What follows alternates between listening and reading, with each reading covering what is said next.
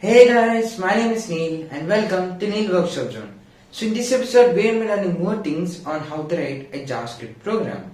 So in the previous episodes we discussed about a lot of things on how to write a JavaScript program and what type of things you use in a JavaScript code. So if you haven't checked it out, I recommend checking out those episodes. But in this episode we're going to be talking about more things of JavaScript code. So without further ado, let's talk about it. So first of all, let us talk about the script tag. So the script tag is mandatory when you're writing a JavaScript code. Without script tags, the code basically doesn't work. So no matter what code you're writing, it is always important that after body and HTML, you need to write script and write the code in between and then /script it so that the code works. So this is a tag that is really important and that you need to use in a JavaScript code. Now let's talk about functions.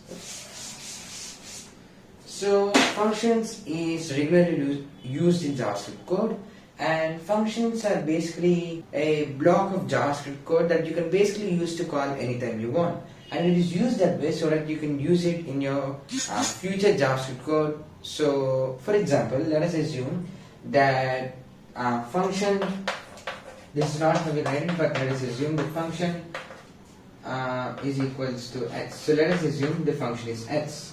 So imagine that in the future you need to call back the function x. So imagine function x does some command like showing a text that goes something like error. So in the future, when you encounter something and when you need to run this function, you can just use function, because function is basically how it works. You can use the function to basically run the program that you assign to x. So that is how function is used. It is mostly used so that it can be brought back again when you're writing the code in the future. So that is how function works. It is simple and it is really helpful when you're writing JavaScript code. Now let's talk about external JavaScript code. So JavaScript code which you can write is sometimes really lengthy. So sometimes you need to shorten it up.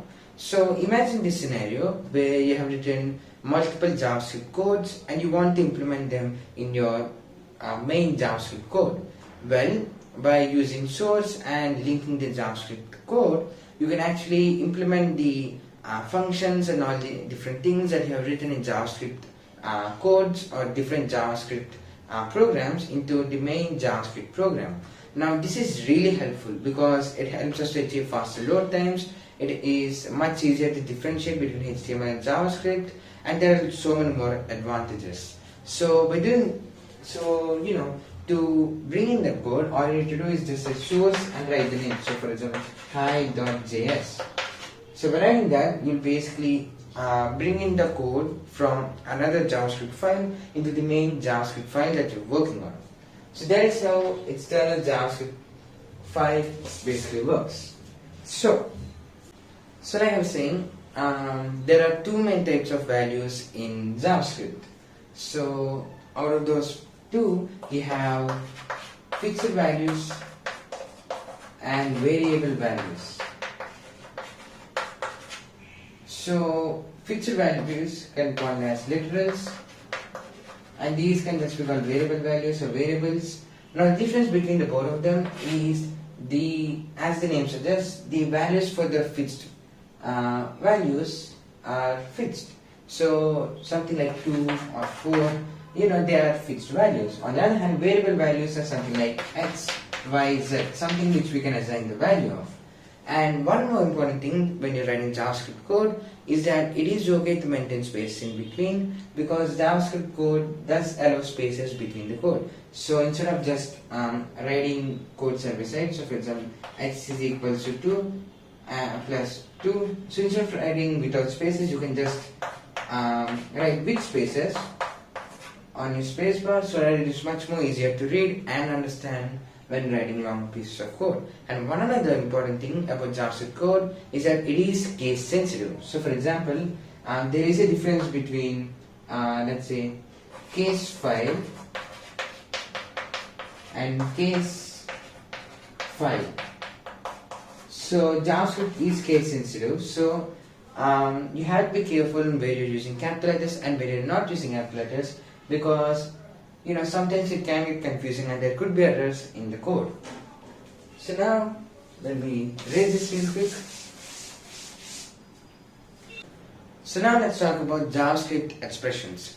So this expression of JavaScript is basically a combination of values, variables and operators, which operators we'll talk about in just a second, but this evaluation or this computation is also known as evaluation. Now let us say something like 2 into 5 plus 10. Now this is technically an expression, so the answer is 30. Now you can also use variable values in them, so you can write something like, where's the duster? So you can write something like x is equals to 4 by 7. So this can also be written because variable values could be used in writing a JavaScript expression. And speaking about expressions, operators are basically arithmetic values that you can use to compute values. They're basically arithmetic that you can use to compute values. So for example, signs like plus, minus, multiplication and division are basically operators. So now let me erase this real quick. So now let's talk about keywords. So before we talk about keywords, one more thing about JavaScript is that it follows the Unicode character set. So this means that it contains a wide amount of numbers, symbols, and this basically means that there are nearly just so many different ways that you can use symbols, numbers and letters, etc. in your JavaScript code. So you can use any symbol you like and JavaScript code will still accept it. So now let's talk about JavaScript keywords. So keywords basically tell us what actions need to be performed. So for example, the let keyword will basically tell the JavaScript code that a specific variable is assigned a value. So for example, let x is equals to 2.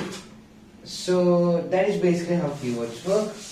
And there's still a lot more things to learn about JavaScript which we'll learn in future episodes. But for now, this is basically a simple video of different things that you will use in your JavaScript code. So yeah, hope you enjoyed this video. If you did, don't forget to like, share, subscribe, hit the notification bell so you don't miss out any new videos. And that's all folks, and see you in the next one. Bye bye.